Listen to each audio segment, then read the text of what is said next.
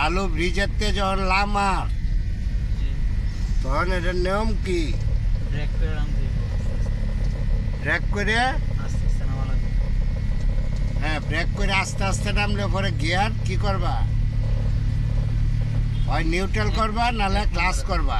হ্যাঁ হয় নিউট্রাল এই তো ক্লাস করে।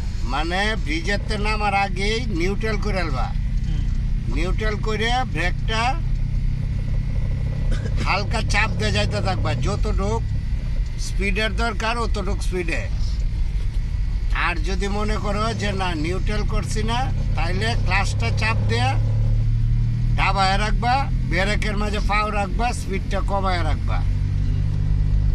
অ্যাক্সেলেটর যখন সাইডে দিয়ে ক্লাস দাবায়া ব্রেক করবা, তখন এমনিতেই স্পিড কমে যাবো গা।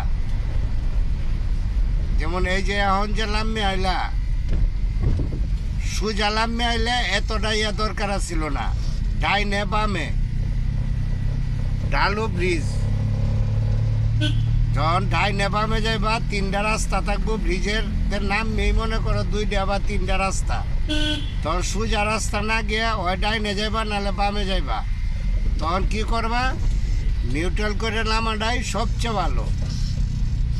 আর তোমাদের জন্য সহজ পদ্ধতি, নতুন যারা এরার জন্য সহজ পদ্ধতি হলো ক্লাসটা চাপ দিয়ে কইরে বাস পরে আস্তে আস্তে ব্রেক করে লামনে পড়া। কিন্তু লামলা তোমার গিয়ার লাগাইলা সিন কত? 3 নাম্বারে বা 2 নাম্বারে ব্রিজে উঠতে পড়ছো। এখন ব্রিজের তো লামতাছো, এখন তুমি ক্লাস যে করেলছো, করে যে স্পিড কমাইছো, কমায় যে এখন তো তুমি যদি ক্লাস ছাড়ে দে টান দেও তো গাড়ি বন্ধ হয়ে যাব।